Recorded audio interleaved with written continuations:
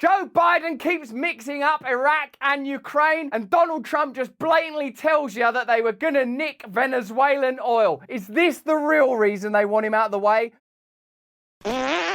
Hello there, you 6.4 million awakening wonders. Thanks for joining me on this voyage through truth and freedom. What an age it is to be alive when the best chance you get of getting the truth out of the President of the United States is a Freudian slip. And that's why we simply have to invade Iraq. I mean, Ukraine. Oh, I don't remember the name of all these countries. They've got gas, they've got oil. It's so complicated. Burisma, Hunter!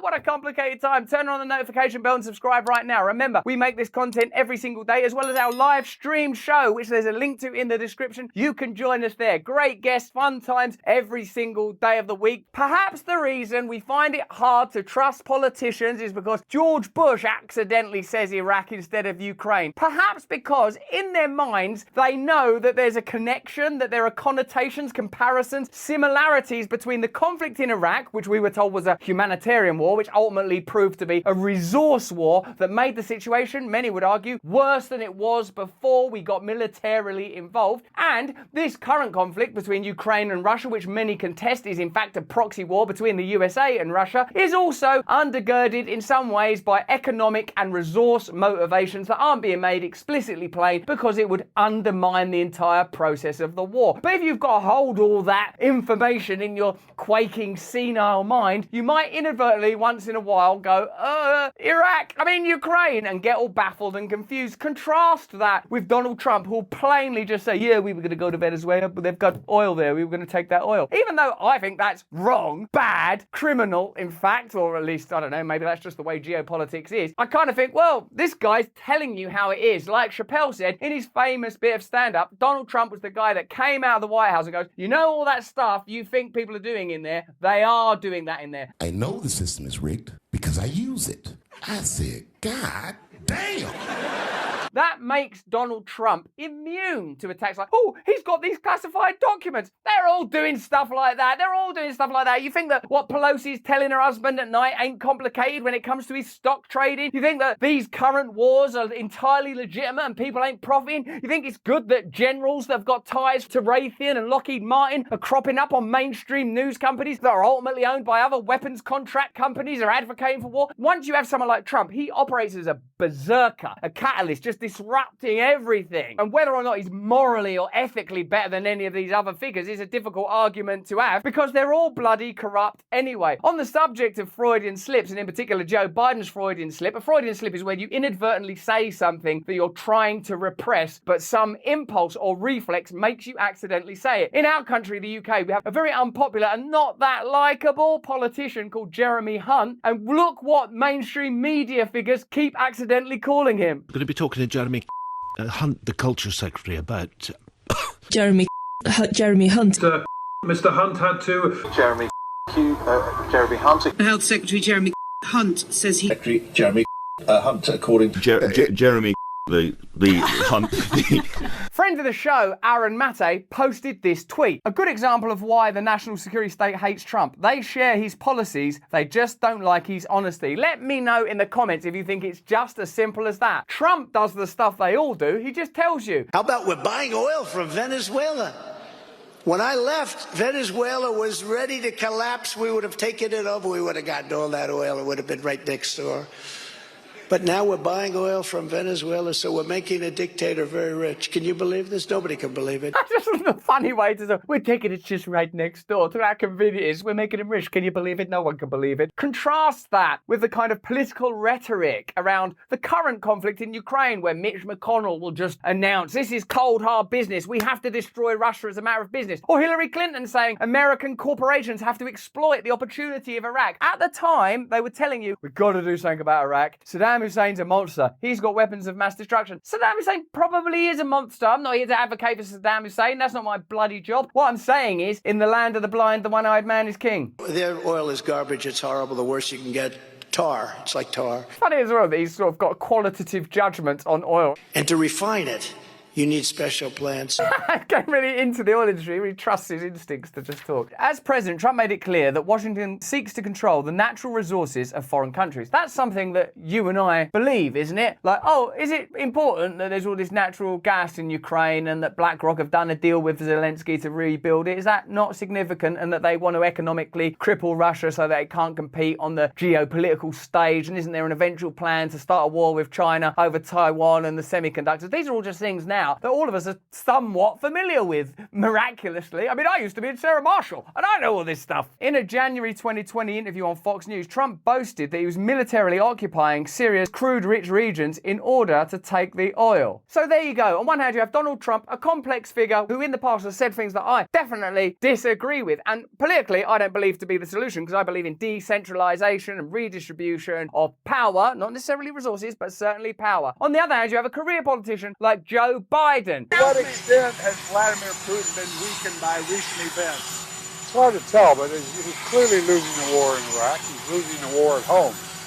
And he has become a bit of a pariah around the world. He condemned Putin as a pariah, like he did the Saudi Arabian government when campaigning for the presidency. So expect a fist bump with Putin anytime soon, once those oil deals are back on track. What's interesting about this is that he's easily and unthinkingly equating Ukraine and Iraq, possibly because Ukraine and Iraq are similar situations. We were told in Iraq it was a humanitarian war. We were told there were weapons of mass destruction. It turned out it was an economic resource war that subsequently the then Republican Party hawks like Wolfowitz and Rumsfeld and Cheney and all those guys benefited from secondary affiliations with financial and corporate interests. Now Ukraine, we're being told, this is a humanitarian war. Russia has encroached on their territories. NATO's actions up to that and the coup in 2014 are nothing to do with it, even though there are very credible experts. You can see them on our show. The interviews are up in full. Say, hold on a minute, this is a more complex story. So maybe Biden, who is obviously in office because he's a career politician, he's been around throughout these various expeditions, somehow in his mind sees an equivalency between Iraq and Ukraine. What do you think? Let me know in the comments. Russian elections are rigged.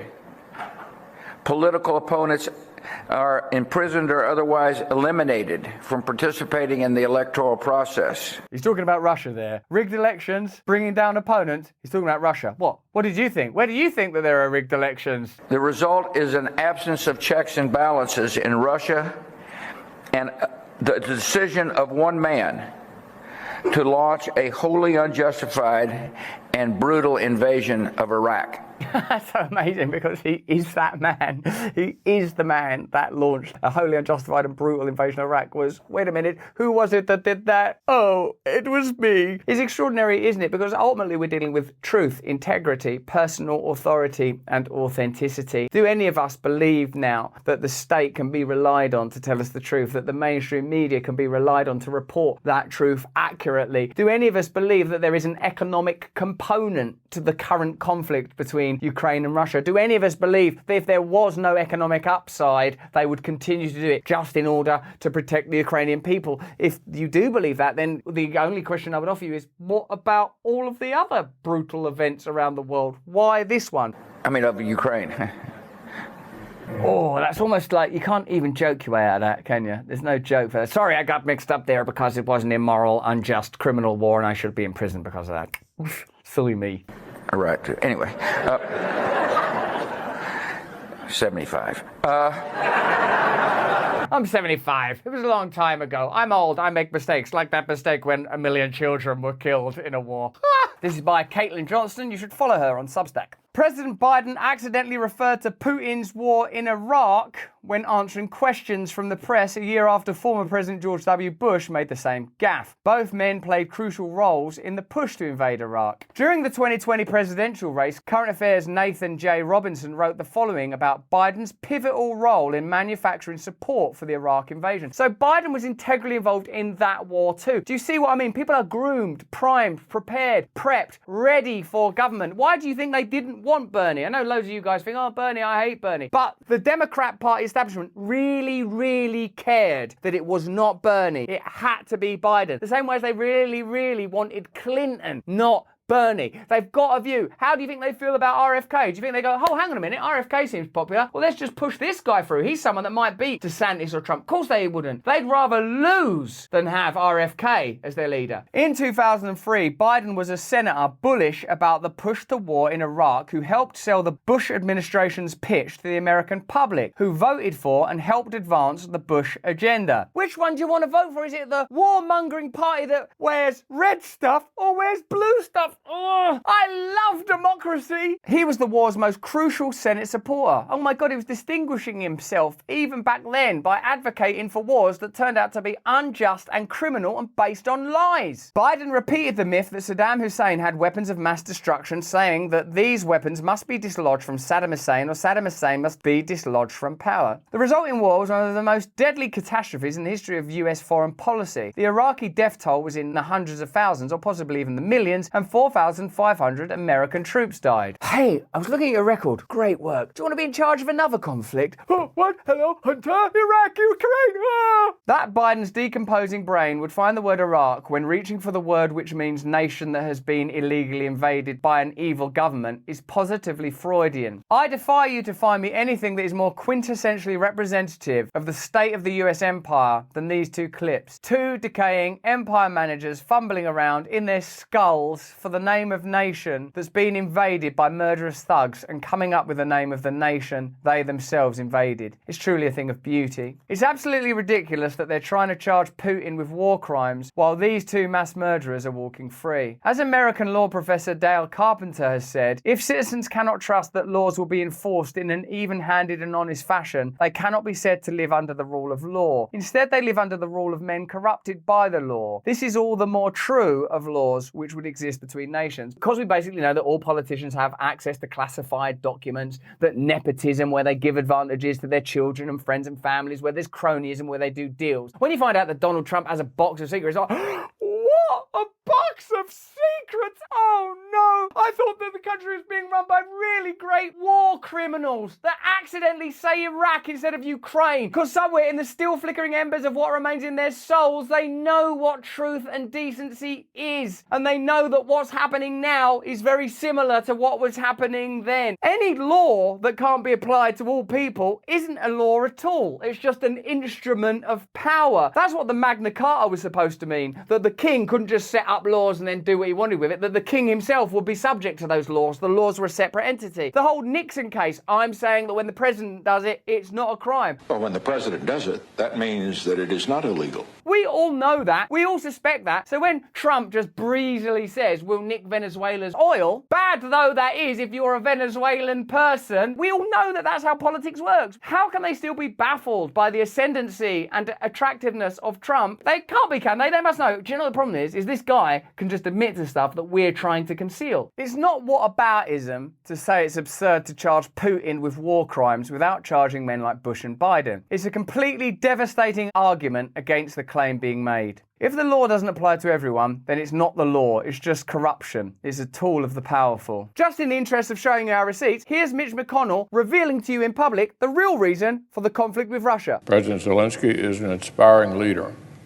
but the most basic reasons for continuing to help Ukraine degrade and defeat the Russian invaders are cold, hard, practical American interests. Boo, boo. He's a Republican, right? Oh, I hate those Republicans, bloody warmongers. Let's get a Democrat, like Hillary Clinton. No one's more Democrat than her. And so it's time for the United States to start thinking of Iraq as a business opportunity. Oh, but dead children? Are you comfortable with the dead children as a business opportunity? JP Morgan was selected by the US government to run a key import-export bank in Iraq, and in 2013 announced plans to expand its operation in the country. ExxonMobil signed a deal to redevelop Iraqi oil fields. JP Morgan has collectively paid the Clintons and the Clinton Foundation at least $450,000 for speeches, and ExxonMobil has donated over $1 million to the family's foundation. I see. I'm beginning to think I understand how this really works. works. So, you have a politician like Trump who'll blatantly tell you, we use those tax loopholes, we're going to take Venezuela's oil, and you maybe think, oh, this guy's vulgar. But when you see the opposition, when you see the institutional corruption, when you see the fact that Biden was advocating for the war in Iraq when he's a Democrat, now he's advocating for war between Ukraine and Russia as the president, war is business, it's not about humanitarianism, it never has been. A figure like Trump is appealing because he's saying out loud what the rest of them work so hard to conceal. Government isn't for you, it's for big business. But that's just what I think. Why don't you let me know what you think in the comments? If you enjoyed this video, have a look at this. That's the stream we make every single day where we talk to fantastic guests about subjects like this. Or if you enjoyed this video, have a look at this one. It's fantastic too. Turn on the notification bell and subscribe right now. We make this content every single day and we want you to see it all. More important than any of that is that you please stay free.